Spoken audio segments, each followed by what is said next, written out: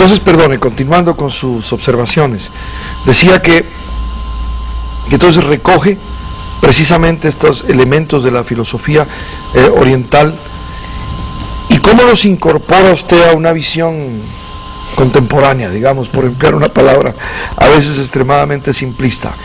Bueno, es que sucede que la crisis, actualmente estamos en una crisis muy grave.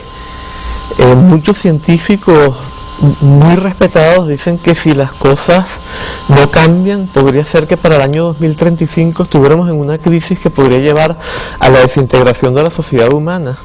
Esto, por supuesto, no lo podemos demostrar aquí, simplemente es una opinión de algunos científicos importantes. Pero hay elementos fuertes para afirmar, al menos para decir, como yo lo expresaba algunas veces aquí, que el ser humano es un animal en peligro de extinción. Sí, exactamente. ¿Verdad? Y que ese proceso de autoextinción pareciera que se acelera todos los días. Exactamente. Tenemos aquí, por ejemplo, toda esta cantidad de huracanes.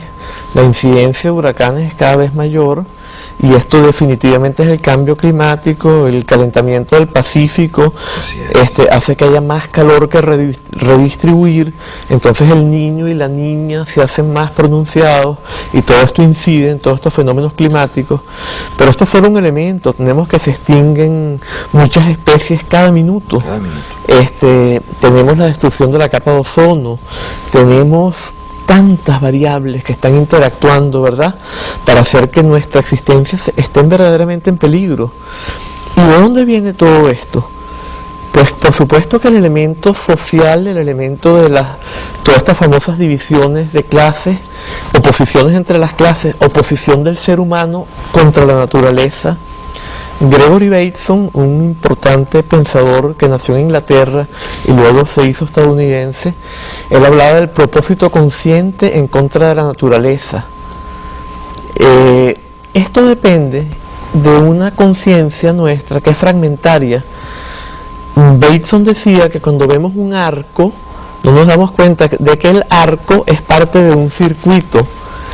Entonces, si el arco nos molestaba, desarrollábamos armas para atacar el arco y de esta manera rompíamos el circuito del que el arco era parte y nosotros también. Entonces esto es mucho lo que hemos hecho con la tecnología y depende del desarrollo de esta sensación de separatividad, de sentirnos separados cada vez más de los seres humanos, del resto de los seres humanos y de la naturaleza, que es lo que hace que querramos también esclavizar a los otros seres humanos y dominar a la naturaleza.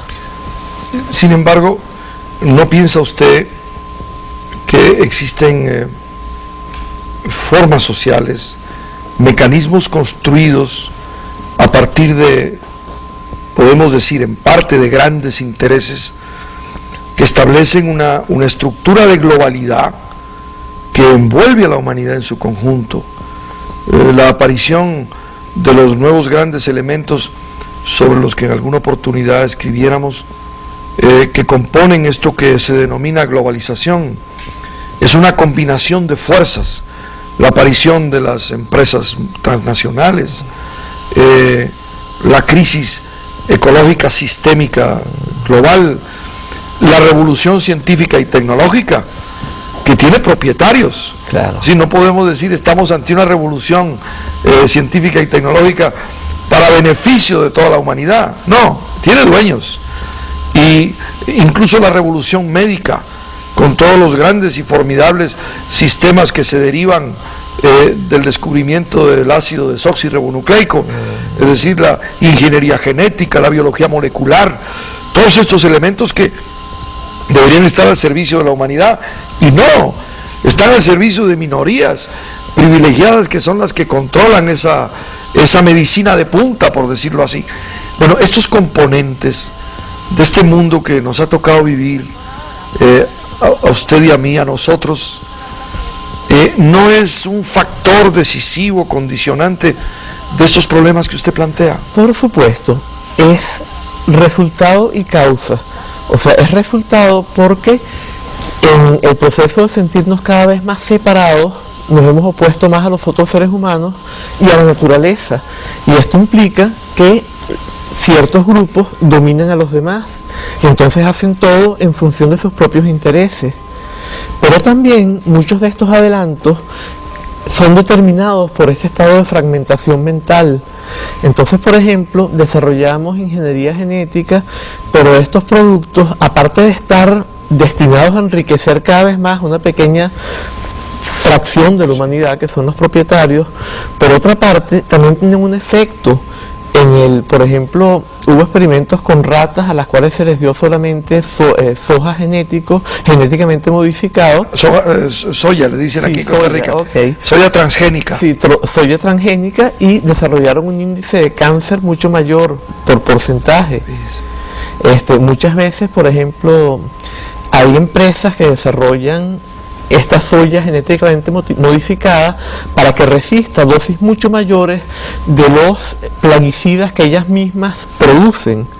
Entonces, la cantidad de plaguicidas que viene en la soya que comemos es muchísimo mayor, porque la soya puede resistirlo, pero nosotros no estamos modificados genéticamente, por supuesto.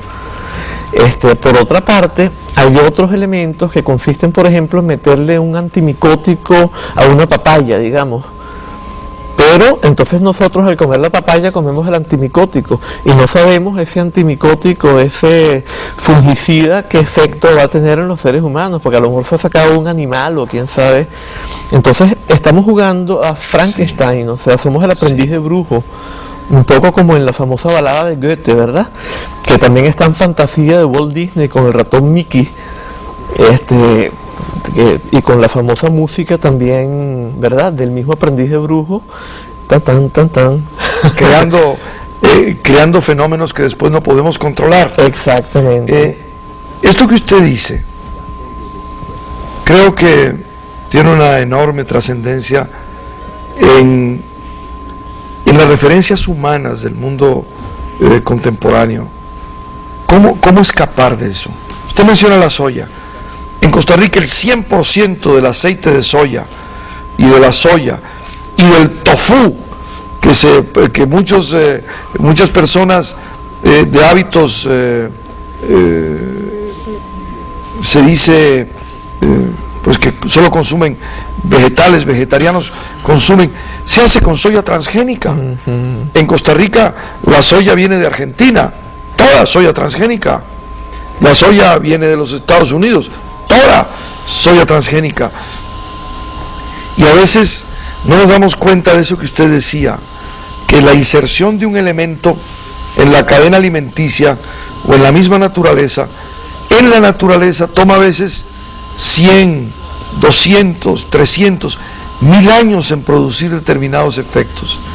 Hay una preparación del conjunto de la vida, de toda la biosfera, que se prepara para esos cambios que la naturaleza produce. Aquí los estamos introduciendo en minutos, en segundos, dentro de los eones que forman la vida del planeta. Los introducimos en minutos y después no queremos que eso tenga efecto. Bueno, hay que hablar de lo que podríamos hacer. Sí. Bueno, puesto que, en mi opinión, y en acuerdo con el pensamiento oriental, de alguna manera la base de todo es mental, o sea, con el desarrollo, como es un desarrollo degenerativo, podríamos decir que este desarrollo degenerativo es el incremento gradual de un error, y este error consiste en sentirnos separados de la totalidad del universo cuando en verdad somos parte de ella.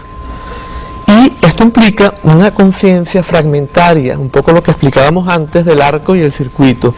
Entonces yo pienso que solo podríamos curar el mundo curándonos a nosotros mismos, pero no limitándonos a curarnos a nosotros mismos y yéndonos a una montaña a meditar todo el resto de la vida sin participar en los cambios sociales. Yo pienso que tenemos que ir curándonos a nosotros mismos, mientras que simultáneamente trabajamos sobre la sociedad para tratar de transformarla. Si tratáramos de transformar la sociedad sin transformar nuestra percepción, estaríamos sujetos a una ley del efecto invertido que es propia de este error al que yo me refería, que se ha ido desarrollando, ¿verdad?, con el tiempo, que tiene que ver con lo que yo decía del arco y el circuito. Tiene que ver, hay muchos ejemplos de esto, una gente que se está ahogando, si se deja hundir, flota, pero a veces cuando trata de luchar para no hundirse, entonces se hunde más rápido. Alguien que cae en una arena movediza, lo mismo, ¿verdad? O sea, pareciera que la mentalidad está poseída por el error, está sujeta a una ley del efecto invertido, y la única manera como podemos de verdad hacer algo positivo por la sociedad es si superamos esto nosotros mismos, superamos esta fragmentación que impide que cuando captemos un arco nos demos cuenta de que el arco es parte del circuito, de que todas las variables del universo están en interdependencia con todas las demás, que si actuamos sobre una, hay un efecto boomerang, ¿verdad? Lanzamos el boomerang contra algo, pero el boomerang se devuelve y nos golpea por detrás. Entonces, superar esto de alguna manera implica superar este estado de fragmentación mental. Y esto implica, es esta misma fragmentación la que hace que unos seres humanos quieran dominar y explotar a otros a nivel económico, o que quieran también dominarlos a nivel político, en vez de, por ejemplo, usar la política como un arma para superar más bien este tipo de cosas. Entonces yo pienso que si lográramos de alguna manera transformar nuestra mente, y a medida que vamos transformando nuestra mente, incidiéramos también, tuviéramos una actitud de intento de modificar la sociedad a nivel social y político, ¿verdad? Podríamos tener una incidencia verdadera sobre... De esto vamos a hablar en nuestro próximo segmento. Creo que es el centro fundamental para encontrar una respuesta a los dramas de nuestro tiempo. Muy bien. Conversamos con el doctor Elías Capriles, profesor de Filosofía Oriental y de Pensamiento Oriental en la Universidad de los Andes, en Venezuela. Ya regresamos.